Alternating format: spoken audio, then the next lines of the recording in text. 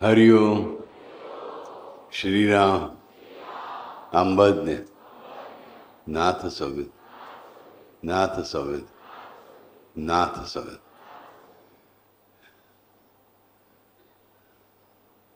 तर रामराज्याचे उघडलेले दरवाजे आपण पाहिले. बरं, 2025 अनिरुद्ध पौर्णिमा, राईट. पण ते दरवाजे उघडे आहेत का हे लक्षात ठेवून जो त्या दरवाजांशी, त्या द्वाराशी, त्या वास्तूशी, त्या वास्तूत जे काही मंडळी आहेत, मंडळी मी व्हॉलंटियर्स नाही ना प्लीज, आता व्हॉलंटियर्सच्या पाया पडायला जाऊन त्यांच्याशी निष्ठा राखेल त्याचं जीवनात रामराज्य असेलच असेल, यात वाद नाही, संशय नाही, डिफिकल्टी नाही.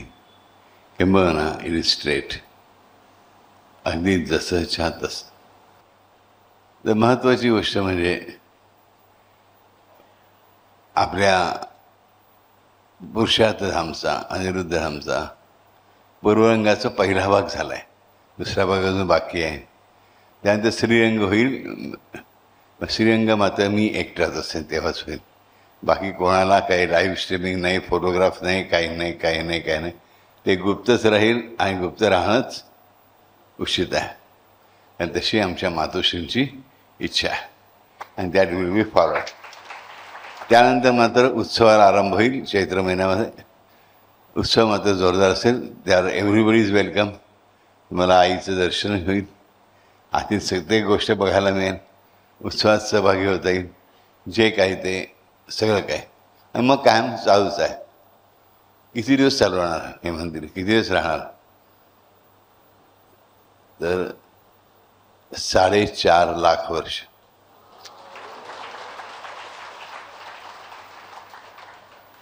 कलियुगाची 4.5 लाख वर्ष जवळपास, थोडंसं काय टाईम पुढे मागे उरलेली आहेत.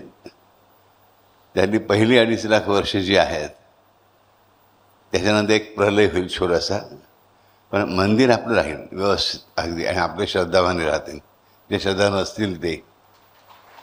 आणि त्यानंतर पुढची 2 लाख वर्ष परत माणसाची परत प्रगती सुरू होईल, पण मंदिर तसंच राहणार आहे. 4.5 लाख वर्ष हे मंदिर राहणार आहे. म्हणून अनोखं आहे. ह्याच्यावर वाहनं आहेत, आम्ही बघितली. बाबांनी तिथीसाठी सांगितलं होतं पहिल्यांदा आम्हाला. Anybody remembers? पुरुषार्थधामविषयी पहिल्यांदा आम्ही एक मीटिंग घेतली होती आपल्या बँडामध्ये, सांगू तरी कुठल्या हॉलमध्ये, तर बँड्राच्या हॉलमध्ये एक मीटिंग घेतली गेली. आणि तेव्हा पुरुषार्थधामची पहिली संकल्पना मांडली गेली. त्या दिवशी तयारी सुरू झाली. 15 साली बांधकामाला सुरुवात झाली आणि 10 वर्षांनी बरोबर बांधकाम बरोबर 2025ला पूर्ण होऊन सुरुवातही झालं आहे, राईट. तर 4.5 लाख वर्ष. बाबू 4.5 लाख एवढा मोठा पिरियड आहे. आमचे किती जन्म होणार तोपर्यंत? म्हणजे तुमचे काय उत्तर आहे? पण उत्तर आहे किती जन्म होतील तुमचे 4.5 लाख वर्षामध्ये पुढच्या? किती? 4, 5, 100, 1000, लाख?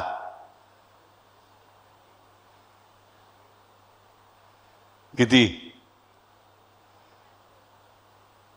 जो पूर्णपणे आपलं कर्मस्वातंत्र्य परमेश्वराला शरणागत जाऊन त्या स्वयंभगवाना शरण होऊन त्याच्या हातात सोपवेल, त्याचे जन्म स्वयंभगवानाच्या इच्छेनुसार मोजकेच होतील. मग एखाद्याच 1,00,000 वर्षांनी एक पण असेल किंवा 1 लाखात 2 वेळा असेल. आणि मधले मग त्यानुसार बरोबर हिशोब सोपा आहे. लक्षात ठेवा, जन्माला मनुष्य येतो, शिकतो न शिकतो, अभ्यास करतो न करतो, लग्न करतो न करतो, बायकोशी भांडतो किंवा बायकोनाशी भांडते न भांडते, मुलं असतात किंवा नसतात किंवा असून नसते सगळी असतात, बरोबर. ऑफिस असतं नसतं, नोकरी असते नसते, काम असतं नसतं, धंदा चालतो नाही चालतो, धंदा बुडतो, आम्ही त्याच्यावर लोकांना बुडवतो, लोक आम्हाला बुडवतात. आम्हाला मित्र असतात फार कमी. हल्लीच्या काळामध्ये मैत्री तर कमीच झाले. आमच्या काळामध्ये खरं जीवाष्यकडे जसे मित्र असायचे, याकडे मनात सगळं सांगितलं जायचं. हल्ली कोणालाही मित्र म्हटलं जातं. आणि ते फेसबुक आल्यापासून तर काय, फ्रेंड करा आणि डिफ्रेंड करा, इतकं सोपं झालं. किती मित्र आहेत? एवढे मित्र आहेत. एवढे मित्र असंच करू शकतो तुम्हाला. मित्र म्हणजे कसा, आम्ही म्हणजे कोणाला मित्र म्हणता, 2 महिने एका ऑफिसमध्ये काम करते बरोबर जो आहे सहकारी कलिग, आम्ही याची ओळख आमचा कलिग म्हणून करून द्यायचो. मी त्यालाही मित्र म्हणता. आपली मैत्री कोणाचीच नसते. तर जन्मांचं खरा मित्र आपला कोण असला पाहिजे? आपला जन्म आपला मित्र असला पाहिजे. आपलं लाईफ, आपलं जीवन आपला मित्र असला पाहिजे. किंवा बापू आमचा परमात्माच मित्र असला पाहिजे. ते नंतर. आधी पहिला तुमचं स्वतःचं जीवन तुमचा मित्र बनवून दे. तुम्ही सगळ्यांनी एक दिवस बसून विचार करा एकदा तरी, की माझ्या लाईफशी, माझ्या जीवनाशी, माझ्या आयुष्याशी मी कधी मैत्री केली आहे का? आपण कायम आपल्या आयुष्याची स्वतःच वैरी असतो. स्वतः सुख आपण शिवाय शोधतो नाही, बाकीचं कोणी शोधत नाही. आरशामध्ये बघताना सुद्धा काय बघतो आपण नक्की विचार करा सगळ्यांना. आरशात जेव्हा आपण बघतो, स्त्रिया आणि पुरुष दोघंही, तेव्हा आपण काय बघत असतो आरशावर? मग किती छान दिसतंय फिलिंग नंतर असतं. आधी काय असतं? केस विस्कटलेले तर नाहीत ना, ते जर साडीचा पदर किंवा काय जर ड्रेस असेल तरी तो पुढे मागे नाही ना, मला शोभून दिसतोय ना, माझ्या शर्टाची बटणं कशी आहेत, माझ्या शर्टाची कॉलर कशी आहे, बरोबर, दाढी नीट झाली आहे का, इथे जरा केस राहिले उरलेत करायला पाहिजे, बरोबर. म्हणजे आपण काय शोधत असतो? आपल्या ती जी प्रतिबिंब आहे, आपलं इमेज आहे, या इमेजमध्ये काय कमी आहे आणि काय नीट करायला पाहिजे बघत असतं. आणि तेच आपलं जीवनभर चालू असतं.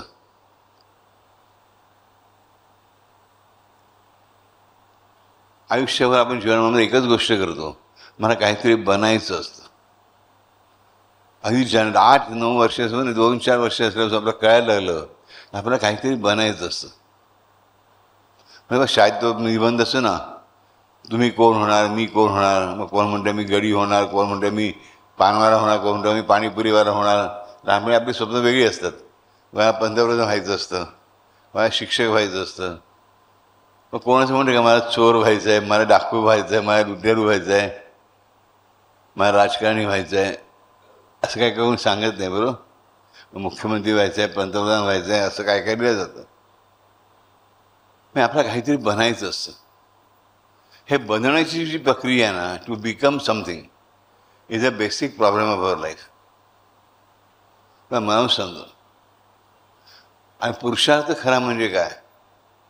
टू बिकम समथिंग नाही, टू बी समथिंग. मला शूर बनायचं आहे असा म्हणणारा मनुष्य कधीच शूर बनत नाही. मी शूर आहे, मला अधिक शूर बनायचं आहे असं म्हणणारी व्यक्ती डेफिनेटली शूर बनते. म्हणून स्टॉप बिकमिंग, स्टार्ट बिईंग. तुम्ही किती घाबरत असाल, मान्य आहे मला, माणूस सगळे भीती असतोच. आहार निद्रा भय माहिती ना, सर्व जगताशी समसमान. माझ्याकडे भय असेल, मी मित्र असेल, मग कोणती माझ्याकडे थोडं झाडच असतं ना, मग ते का लक्षात घेत नाही? पहिल्यांदा स्वतःची भाषा सुधारा, स्वतःच्या जीवनाशी मैत्री करा, स्वतःची वागणूक बनवा, स्वतःची लाईफस्टाईल बदला. की मी थोडासा भित्र आहे असं पण म्हणायचं नाही. मी शूर आहे, मला अधिक शूर बनायचं आहे. मी धीट आहे, मला धीटपणा कमी पडतो असं कधी म्हणायचं नाही. मला अधिक धीट बनायचं आहे, मला अधिक शूर बनायचं आहे, मला अधिक निडर बनायचं आहे, मला अधिक कॉन्फिडंट बनायचं आहे. नाही, मी काय म्हटलं? बिकमिंग नाही, बिकमिंग नाही, बिईंग आहे. म्हणजे काय, मी थोडा शूर आहे आणि अधिक अधिक शूर बनतो आहे. बनतो आहे, बनणार आहे नाही, बनतो आहे. Is in present continuous tense आपण म्हणतो इंग्लिशमध्ये, बरोबर आहे. थोडा शूर आहे आणि अधिकाधिक शूर बनतो आहे डे बाय डे. मी शूर होणार आहे हे बिकमिंगच्या प्रोसेसमध्ये कधीही अडकायचं नाही. बाबा शब्दांचा खेळ आहे. नाही राजन, हा शब्दांचा खेळ नाही. असं म्हणतात काय फरक पडणार आहे? होय, पडणार आहे. अशाने फरक पडणार आहे. खरंच सांगतो, जेव्हा तू तुझ्या घरात मुलाला एखादा सांग तू बावड आहेस, तू बावड आहेस, बावड आहेस असं धरून 10 वेळा म्हणता, ही बरीच लोकांना सवय असते. ह्यामुळे तुम्ही सगळ्या माझ्या मुली जास्त वाजता इन्व्हॉल्व असता. काय बावडपणा करतेस, मुलींना पटकन बोलत राहतं. अक्का नाही काय जर तुला जशी पण बापे मागे नसतात, पण आया जर जास्त बोलत पटकन बावड म्हणून मोकळा होतात. कुठेतरी त्या बालमनावर त्याचं इम्प्रिंट होतं, लक्षात ठेवा. तसंच आपण जे स्वतःविषयी बोलतो ना, त्याचासुद्धा इम्प्रिंट आपल्या मनावर होत असतो आणि तो कंटिन्युअसली होत असतो. तो होणार असतो नाही, तो होत असतो. जास्त तुम्ही बोलता, हे मी बेसिकली घाबरलेच आहे रे असं मनुष्य म्हणतो ना, आणि मला भीती वाटते रे.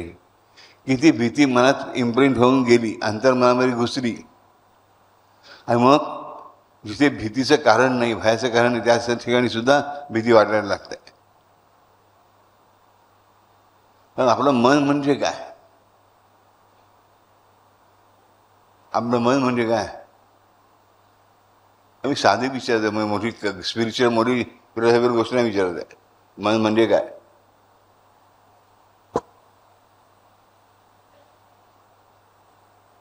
उत्तर द्या. म्हणजे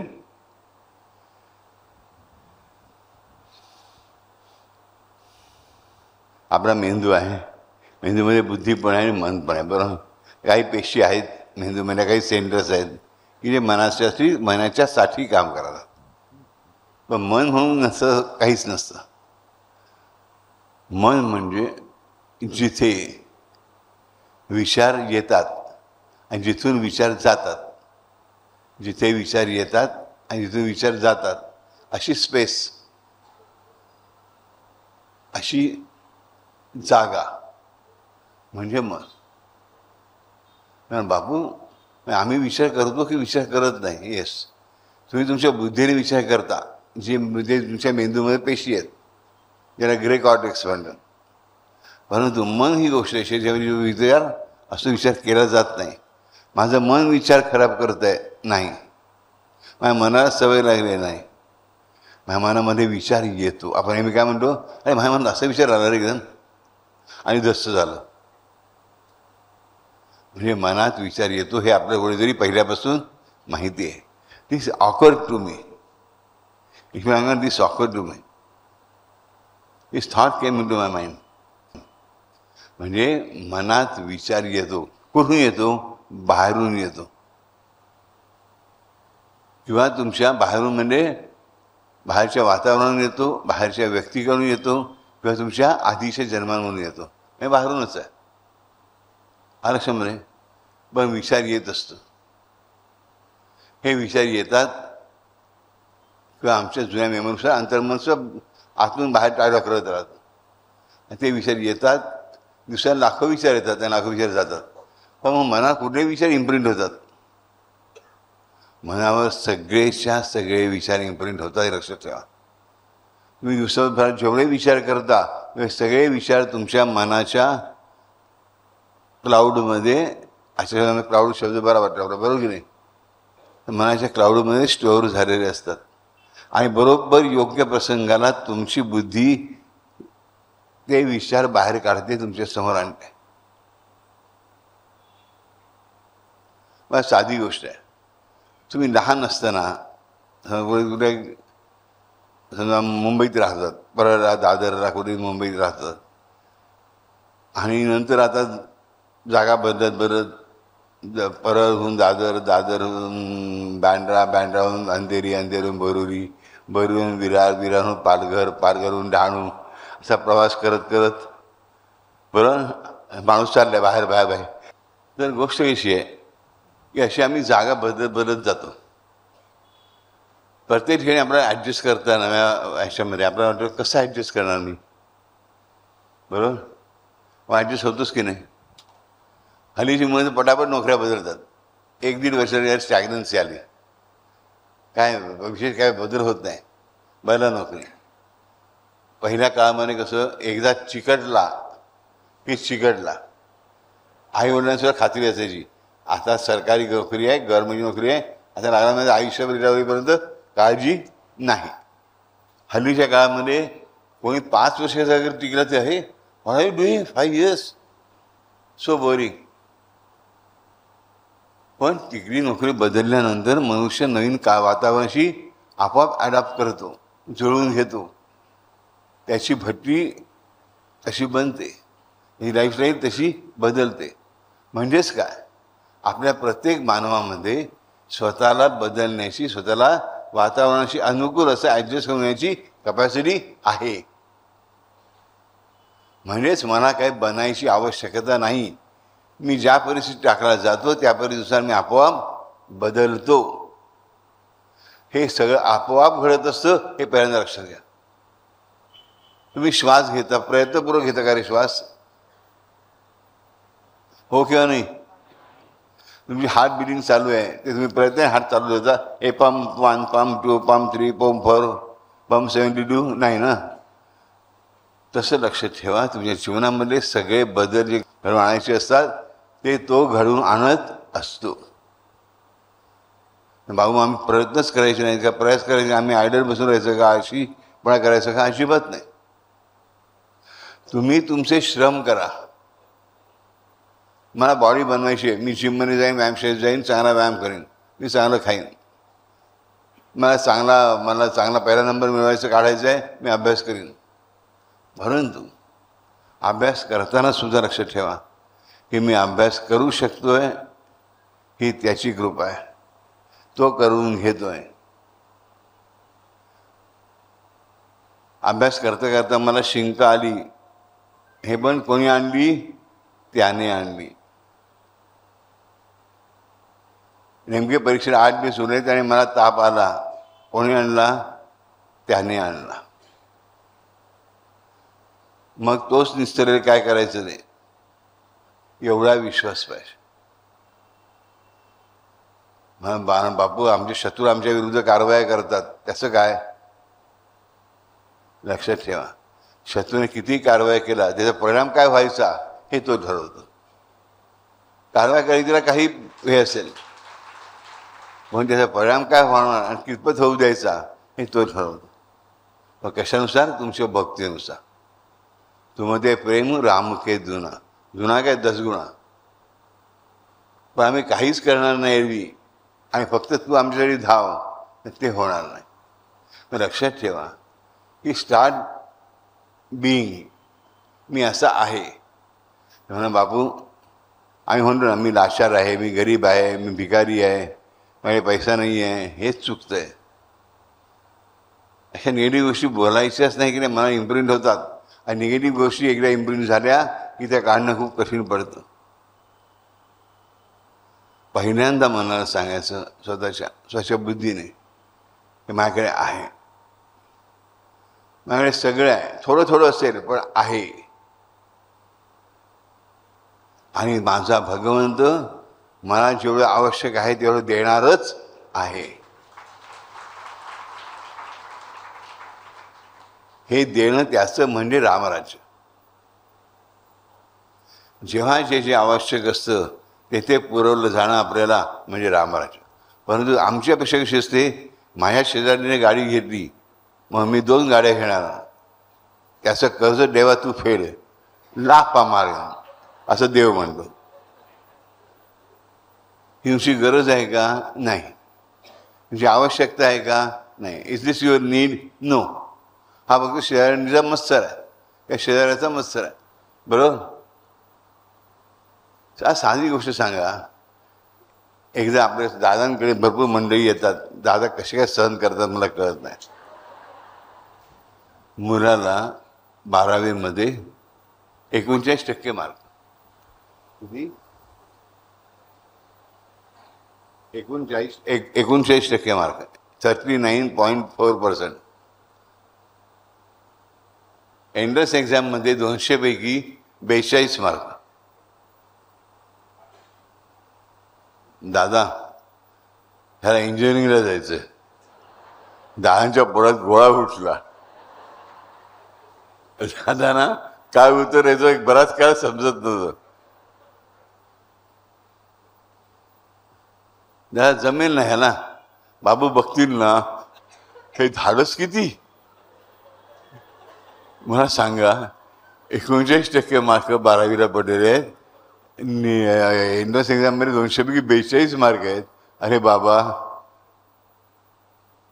ज्या माणूस दिवसाला फक्त अर्धी चपाती आणि एवढाचा भात खातो, अर्धी पोळी आणि एवढा भात खातो, त्यानेच म्हटलं की मी 500 पोळ्या खाऊन दाखवीन.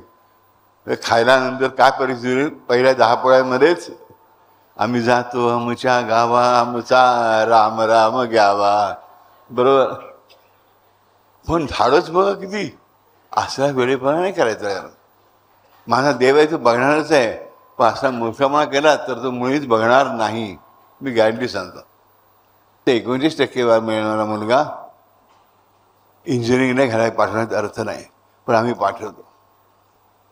हटायला भरतो, 3-3 वर्ष 4-4 वर्ष फीज भरतो. कशासाठी? म्हणजेच काय की मागायचं काय देवाकडे हे पण नीट कळलं पाहिजे.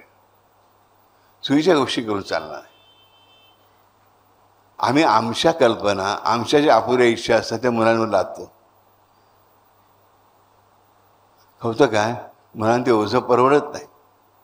मुलांचं कल काय, मुलांची आवड काय, मुलांना काय झेपतंय काय झेपत नाही आहे. प्रत्येकाची आपली कॉन्स्टिट्यूशन वेगळी आहे, प्रकृती वेगळी आहे. पिंडे पिंडे मतीर भिन्ना, पिंडे पिंडे प्रकृती भिन्ना. आपल्या प्रत्येकाच्या मनाची ठेवण, बुद्धीची ठेवण, वागण्याची ठेवण, लाईफस्टाईल वेगळी आहे. त्यानुसार आपण काय करायचं ठरवावं लागतं. बरोबर. ह्या देवाकडे काय मागायचं हे कळलं पाहिजे. बरोबर. माझी कपॅसिटी 2 मी खातो, 2च पोळ्या आणि वाटीवर भात. देवाला सांगितलं, देवा उद्या मी स्पर्धेत भाग घेतोय, तिकडे मला 150 पोळ्या खायच्या आहेत, याला 150 पुरणपोळ्या. देवाने तुमची अपेक्षा अशी असते की देवाने यावं तुमच्या पोळ्याला मोठं करावं. नाही, हे तो करणार नाही, हे तुम्ही मागताही कामा नाही. कळतंय. देवाकडे मागताना काय मागायचं, बाबा माझी भूक खूपच कमी आहे, मी खूपच बारीक आहे, मग थोडंसं जाडं व्हायचं, तर थोडंसं आहार माझा वाढव. आणि समजा थोडं प्रयास करू, वजन वाढत नसेल तर आनंद करा. आणि मला एक सांगतो, वजन वाढवणं ही सोपी गोष्ट आहे, पण वजन वाढल्यानंतर ते कमी करणं ही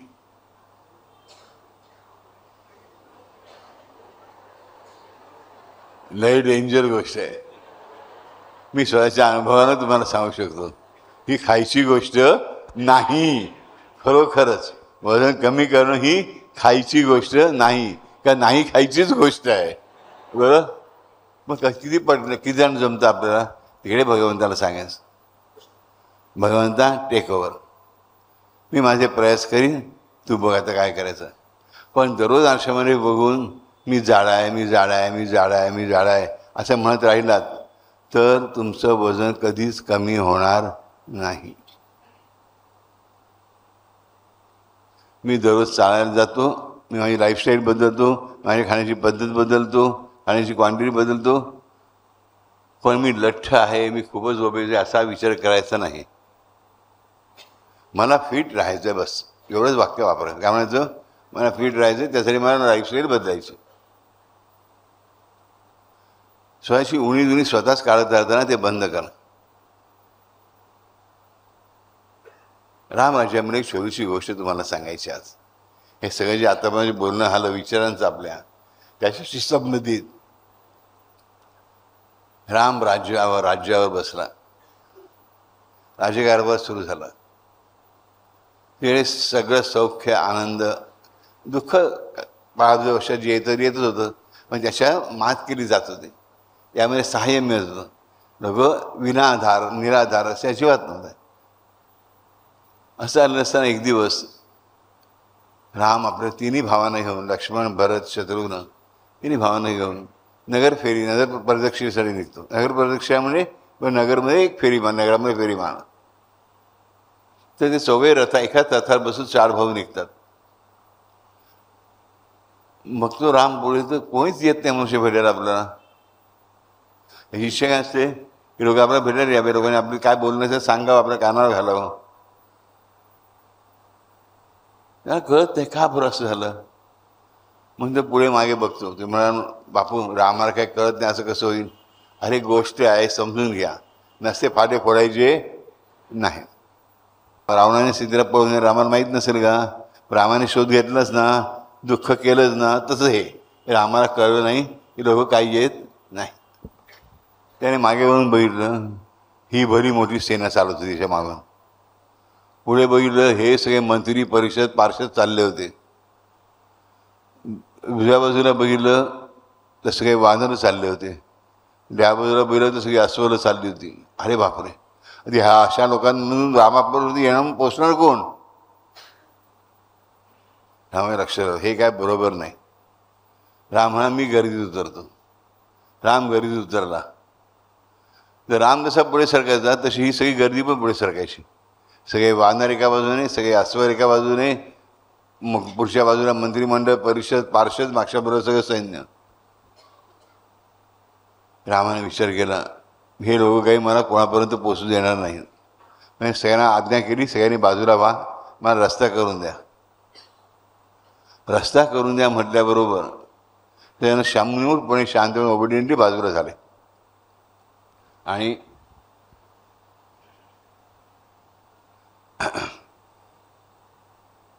मोकळा झाला रस्ता. लोक उभे होते. राम उभा राहिल्यावर आताही लोक माझ्यापर्यंत येतील, ते कोणी यायला तयार नाही. त्या रामाने आजवर बघितलं, नुसत्या नजरेच्या इशाऱ्याने किंवा बडे इशारे, मागे मागे मागे मागे आजूबाजूचे लोक सांगत होते.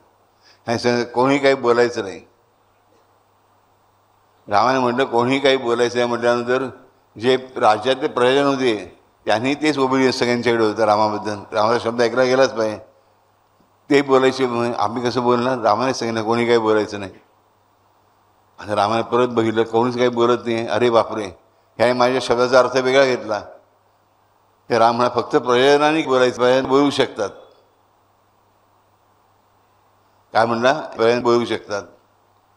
त्यावर त्याबद्दल पहिल्यांदा पार्षद परिषदवाले सगळे मंत्रीगण, सैनिक, सेनाधिकारी, वानर असं यांनी बोलायला सुरुवात केली. आम्ही पण परिषदेत आहोत, आम्ही बोलणार. आता हे आजूबाजूचे नेहमीचे लोक तेच बोलायला सुरुवात झाल्यानंतर बाजूला लांबचा मनुष्य बोलणार कसा. रामाने सांगितलं आता फक्त मी ज्याकडे खूण करीन त्यानेच बोलायचं. हे कोणी बोलायचं नाही. माझ्या परवानगीशिवाय कोणी बोलणार नाही. मी ज्याकडे खूण करीन आणि त्याचं नाव उच्चारीन त्याने बोलायचं.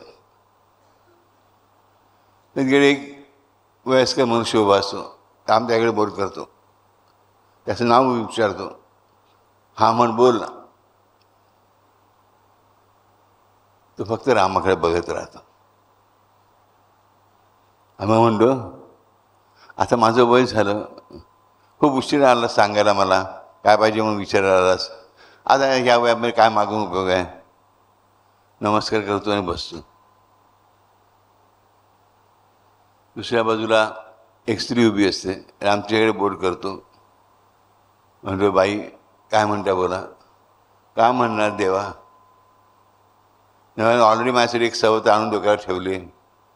त्याच्या आधी विचारलं असतं तर उपयोग झाला असता. तर उपयोग काय.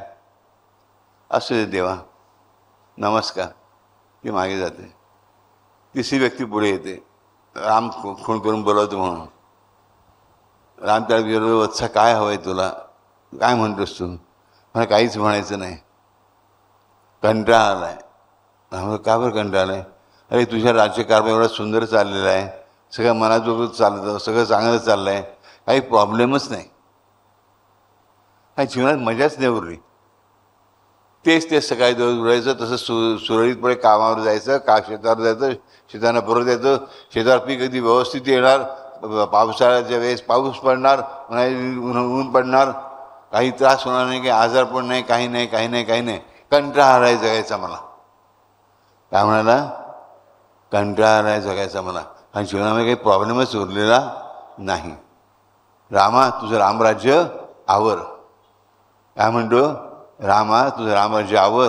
तेच ते जीवन जगून, सुखाचं जीवन जगून जगून काही चॅलेंजेस उरले नाही लाईफमध्ये काही चॅलेंजेस उरलेले नाही. तोचपणा झाला आहे, कंटाळा आला आहे मला. एक तर माझं जीवन संपव, या तुझं रामराज्य तरी संपव. आता रामाला खरा प्रश्न कळला. ह्या सगळ्यांना प्रॉब्लेम काय आहे? हे मंत्री, पार्षद, हनुम, सगळे वानरं, अस्वल, सैनिक आणि प्रशासन, सगळ्यांना एकच प्रॉब्लेम आहे. कोणाला प्रॉब्लेमच नाही आहे. कोणा कसाच प्रॉब्लेम नसेल. कोणा काही मागायचं नाही, कोणा काही सांगायचं नाही. त्या एका आठवण ती बाई होती, हनुमाने सवत आणले. ह्या बाईला, बाई तुमच्या सवत आहे, नको आहे का ती? नको नको असू दे. मग आमच्या घरात एवढं भरपूर काम असतं, एक सवत असल्यामुळे माझ्या कामात अर्धं काम तरी कमी होतं. पुढे आणखी एक आणायला पाठव, ते बरं पडेल. अरे वा, राम म्हणतो प्रॉब्लेमच नाही कोणाला काही. तर पहिल्या माणसाला आठवण देते, अरे वा तू ये, तुम्हाला की खूप उशीर झाला. मी तुला भेटायला, मी तुला भेटायला खूप वर्ष उशीर झाला, तू वृद्ध झाला आहेस. अरे रामा, तेच सांगतो, मला काही कंप्लेंट नाहीच आहे. मी फक्त काय सांगितलं, तुला खूप उशीर झाला. सगळे प्रॉब्लेम्स तू ऑलरेडी संपवलेले आहेस, मिटवलेले आहेस. आता विचारून उपयोग काय? जेव्हा प्रॉब्लेम होते त्या विसरायला पाहिजे होतेस. आणि तेव्हा तू राज्यावर नव्हतास. तुझे वडील दशरथ राजा होते, त्यामुळे भरपूर प्रॉब्लेम्स होते. आज प्रॉब्लेमच उरल्याने तू मला विचारतोस काय प्रॉब्लेम आहे म्हणून. अरे दररोज चांगलं चुनं खायला मिळते, त्याची पण आता गरज उरली नाही, त्याचा पण आता कंटाळा आला आहे. आम्हाला कळतं लोकांच्या जीवनामध्ये काय निर्माण झालं आहे? इनर्शिया. इनर्शिया म्हणजे जडत्व. इनर्शिया म्हणजे जडत्व, निष्क्रियता उत्पन्न झाले. चॅलेंज नसेल तर जीवन चालू शकत नाही. शेवटी रामाने आता ठरवलं, आता करायचं काय? की जर रामराज्य असायला पाहिजे तर प्रॉब्लेम असणार नाही, प्रॉब्लेम नसेल तरी लोकांना प्रॉब्लेम आहे, हाच की प्रॉब्लेम नाही आहे. आणि जीवन विचार कर, साधी गोष्ट. तुम्ही पिक्चर बघायला गेलात, पिक्चर बघताय, एक हिरो आहे, एक हिरोईन आहे, हिरोईनचे आईवडील आहेत, हिरोचे आईवडील आहेत. ते सगळे एकमेकांशी चांगल्या रीतीने बोलत आहेत, भांडण नाही, तंडण नाही, जात कुठली आहे फरक नाही, श्रीमंत गरीब पैसा फरक नाही, सगळं मजेत चाललेलं आहे, सगळं सुंदर चाललेलं आहे. ते दररोज उठत आहेत, गाणी गात आहेत, खात आहेत, पित आहेत. असा पिक्चर तुम्ही किती वेळ बघू शकाल? अर्ध्या तासात ह्याला बोलायला पिक्चर बाहेर जाऊ नये. पण कधी प्रॉब्लेम पाहिजे, भांडण पाहिजे, दुःख पाहिजे, रडणं पाहिजे, पडणं पाहिजे.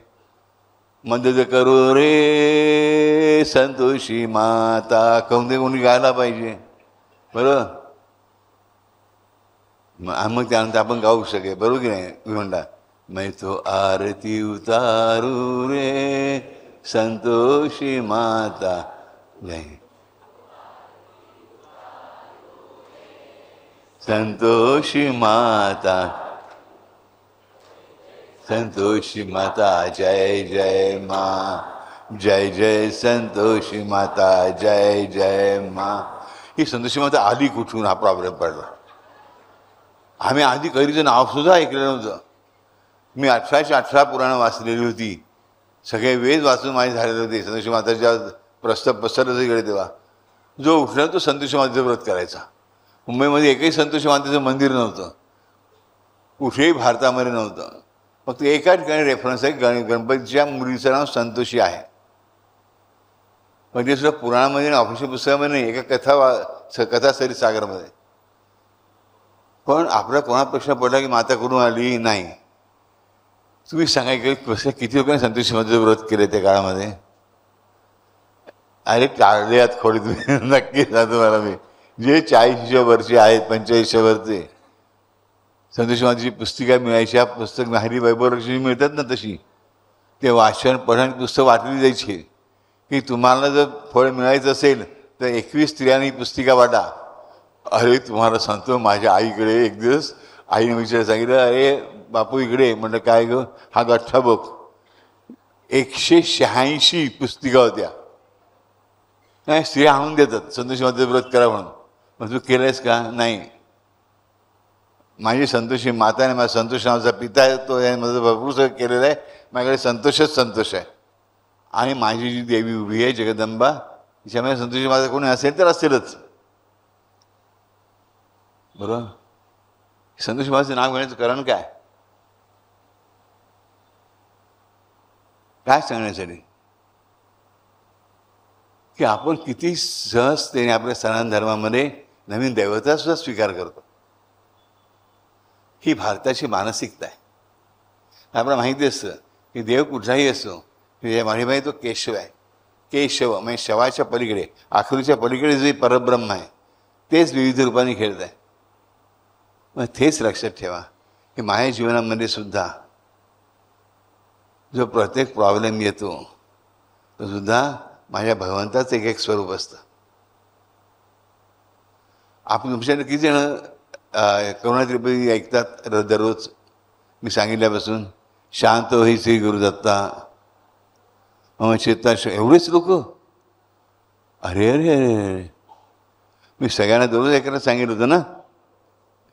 शांत होई श्री गुरुदत्ता मम चित्ता शमवी आता. शांत हो श्री गुरुदत्ता मम चित्ता शमवी आता. शांत होई गुरुदत्ता मम चित्ता शमवी आता. शांत हो. तुम केवळ माता जनिता सर्वथा तू हित करता. तू आप्त स्वजन भ्राता तुझी त्राता. भय करता तू भयहर्ता तू परिपाता. तुझी वार्ता आता आश्रयदाता मम चित्ता शमवी आता. शांत हो श्री गुरुदत्ता मम चित्ता शमवी आता. शांत हो. यावर काय सांगतो? तू भय करता तू भय हरता.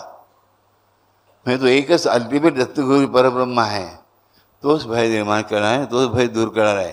म्हणजे माझ्या जीवनाला प्रत्येक प्रॉब्लेमसुद्धा त्या दत्तगुरूंनीच निर्माण केलेला आहे. का? मी जर भक्त असेल तर मोठा प्रॉब्लेम छोटा करण्यासाठी, मोठे संकट लहान करण्यासाठी, मोठं नुकसान लहान करण्यासाठी, आणि भक्त नसेल तर मला भक्त बनवण्यासाठी, माझं जीवन नीट मार्गावर आणण्यासाठी. लक्षात ठेवा. त्यामुळे आयुष्यामधल्या प्रत्येक प्रॉब्लेमला सुद्धा त्या भगवंताचा हात मानायला शिका. रामाने आता विचार केला की ह्यांना संकट हवी आहेत बहुतेक. रामराज्य असताना संकट येऊ शकणार नाहीत. राम रात्रभर विचार करत बसला. तर राम विचार करत बसला रात्रभर.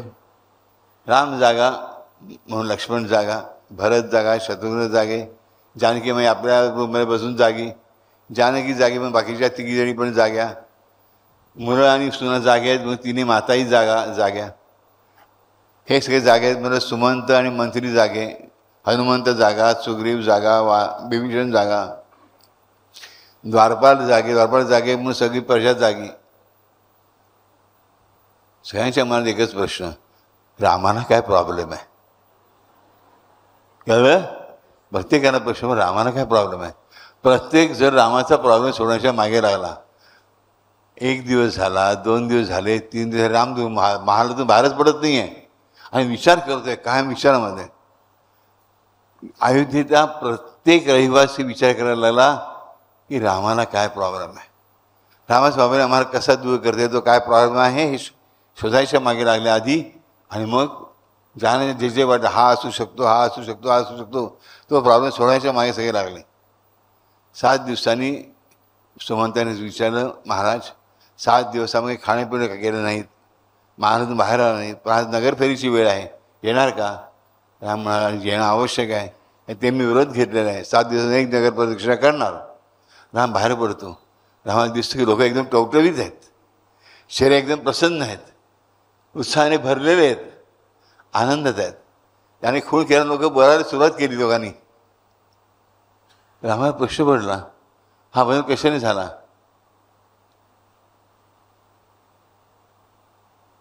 सगळ्यांनी उत्तर दिलं, रामा आम्हाला तुझा प्रॉब्लेम समजला, आम्ही या प्रॉब्लेमसाठी असं असं केलं आहे.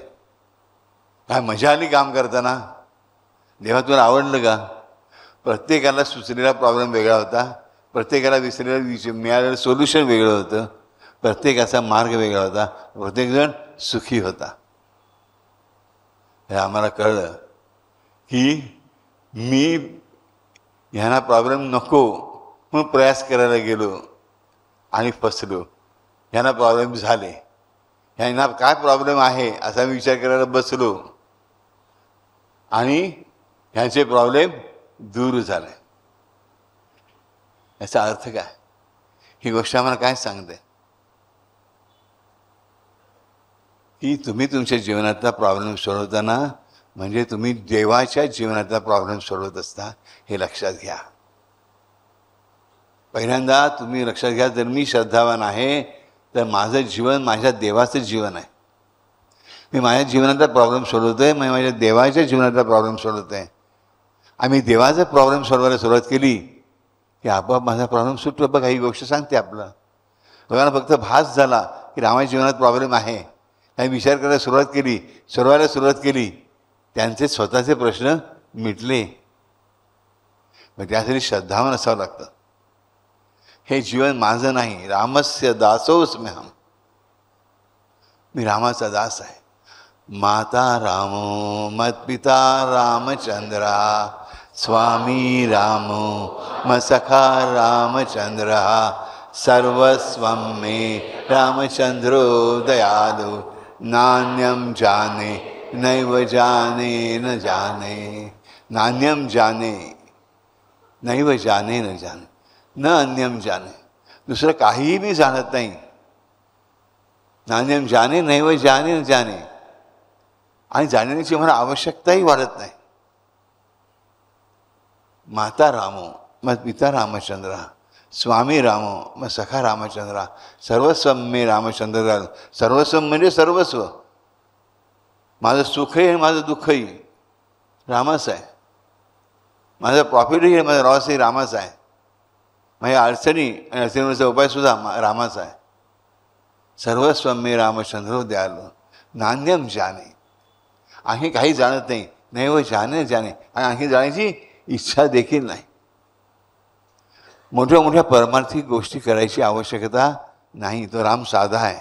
सकृदेव प्रपन्नाय तव अस्मी तिच उच्यते, सर्वभूतेभ्यो ददामि एतं व्रतं मम. सकृदेव प्रपन्नाय, एकदा तरी पूर्ण प्रेमाने खराखुरा मला शरणालास आणि म्हणालास की मी तुझा आहे, की बस अभयम सर्वभूतेभ्यो. ही पंचमहाभूतांनी बनलेली जी मग वस्तू आहे, प्राणी आहे, जीव आहे, त्या सगळ्यांपासून मी तुला अभय देतो, मग मी तुझं रक्षण करीन. रक्षण ठेवायचं. माझ्या जीवनात जर मी भक्ती तुटकी मुटकी का होईना पण मनापासून करत असेल, त्याच्यामध्ये मनापासून प्रेम असेल, आणि वेळी मी बघतो खरंच सांगतो एक चूक झाली, खूप मोठी चूक झाली, माझ्या हातून झाली, मला खूप वाईट वाटतं आहे. तुझं सांगायला मला काही लाज वाटणार नाही. संस्थेच्या काही कामांमध्ये काही गोष्टी पाहणं आवश्यक असतं. काही काही असं व्हायला लागलं, केंद्रावरती भांडणं व्हायला लागली, आणि मग एक ग्रुप बाहेर पडून वेगळी परत केंद्र स्थापन करणार 10-15 लोक घेऊन, मग त्यांच्याशी जुने संबंध मग त्याने पादुका द्यायला पाहिजेत, अशा गोष्टी वाढायला लागल्या. मग आपण नियम केला, त्या अमुक अमुक लोकसंख्या येत असेल उपस्थिती तरच पादुका मिळते. आणि त्यामुळे काही जणांच्या पादुका आपल्याला थांबाव्या लागल्या. आणि त्या लोकांनी जो आकांत मांडला, डोळ्यातून पाणी वाहताना बघताय ना माझ्या, ते पाणी थांबतच नाही माझ्या अक्षरापासून. कंटिन्युअसली त्या लोकांची जी वेदना, त्यांचं माझ्यावरचं प्रेम, त्यांची ती हाक, त्यांचं ते शल्य, त्यांचं दुःख. I am sorry to everybody. म्हणून सांगतो मी प्रत्येकाला सॉरी म्हणते मनापासून की राजानो मी चुकलो, मी तुम्हाला दुखवलं, मला खूप वाईट वाटतं आहे. परंतु आतापर्यंत ज्यांच्याकडे पादुका आहे त्या सगळ्यांना पादुका मिळतील. मात्र ह्यापुढे पादुका, नवीन पादुका मिळायच्या असतील तर मात्र 50 करायचे लावावंच लागेल. नाहीतर केंद्राच्या संख्येला काय मर्यादाच उरणार नाही. काही घरातली माणसांची मिळून एक केंद्र आहे, त्याला पादुका देऊन कसं चाललं आहे. प्रत्येक जण आपापल्या घरी केंद्र स्थापन करेल. म्हणजे आजपर्यंत त्यांच्याकडे पादुका होत्या त्यांना पादुका मिळतील असं मी जाहीर केलेलं आहे. 18 केंद्रांना पादुका आपण ऑलरेडी परवा दिलेल्या आहेत. परवा आणि काल मिळून 18 केंद्रांना पादुका दिल्या आहेत ज्यांना आपण नाकारल्या होत्या. पण मनापासून सांगतो मी कधी कोणाला सॉरी म्हणत नाही, पण आज सगळ्यांना सॉरी म्हणतो आहे. I am sorry. Love you all always. Hari Om Shriram अंबज्ञ. आता एक फक्त छानसं गाणं ऐकायचं आपल्याला. वेळ आहे ना तुमच्याकडे? दिल जो न कह सका.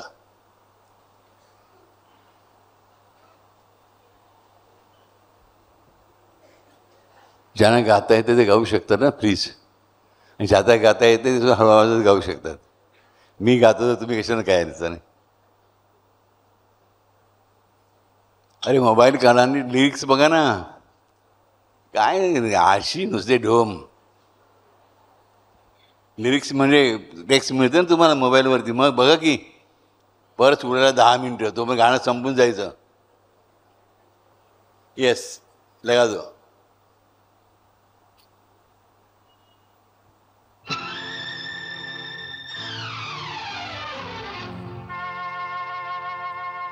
दिल जो न कह सका वही राज दिल कहने की रात आई. दिल जो न कह सका वही राज दिल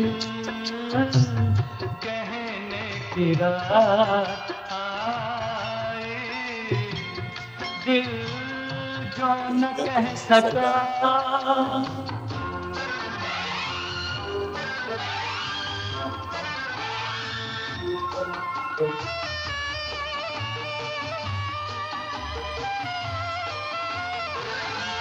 नगमा सा कोई जाग उठा बदन में, झनकार की सी थर थरी है तन में.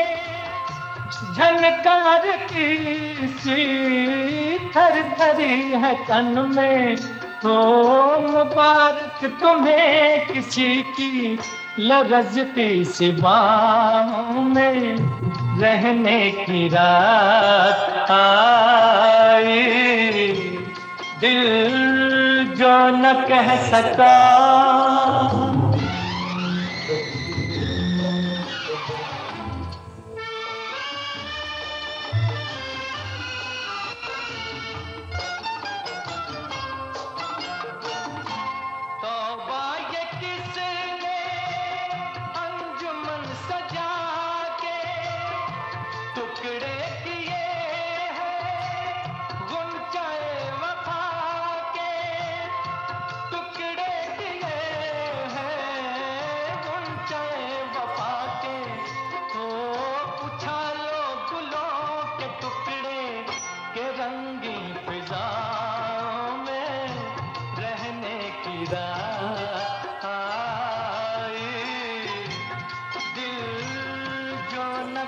सका.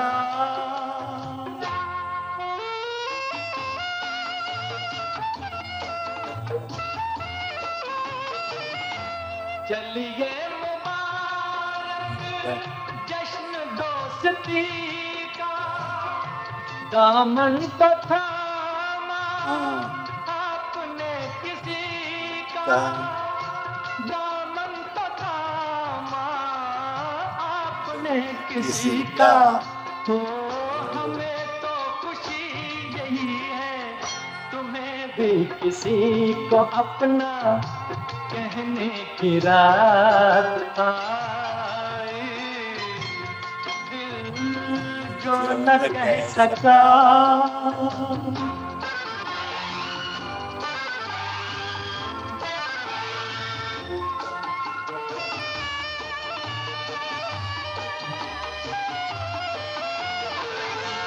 सागर उठा दिल का किसको गम है, आज दिल की कीमत जाम से भी कम है, आज दिल की कीमत जाम से भी कम है। हो पियो चाहे खून दिल हो के पीते पिलाते ही,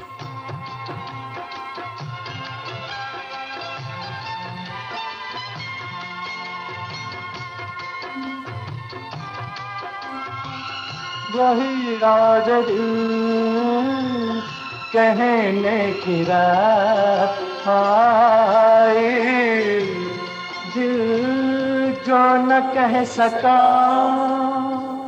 दिल जो न कह सका वो मेरे आंसू ने बता दिया. काय लव माय किड्स. आणि तुमचं दुःख माझं दुःख आहे. जाना पादुकांना म्हणजे दुःख झालं ते दुःख मी जाणतो, मी अनुभवलं आणि म्हणून प्रॉमिस दिला आहे तुमच्या पादुका तुमच्याकडे राहतील, तुमचा बापू तुमच्याकडे राहील. मग भले तुम्ही राजवाड्यात असा की फुलवाडीवरच्या झोपडीत असा, प्रवासात असा की बसस्टॉपवर उभे असा, वेटिंग लिस्टवर असा या प्रवासाला सुरुवात केलेली असो, श्रीमंत असा की गरीब असा, उच्च कुलीन असा की सामान्य कुलीन असा, सकृदेव प्रपन्न आहे, विसरू नका. आयुष्यामध्ये तुम्हाला मी कधीही दगा देणार नाही, टाकणार तर नाहीच, परंतु तुमच्याला एकही जण माझ्या विस्मरणात सुद्धा घरी जाणार नाही, मी जाऊ देणार नाही. लव यू फॉर एव्हर.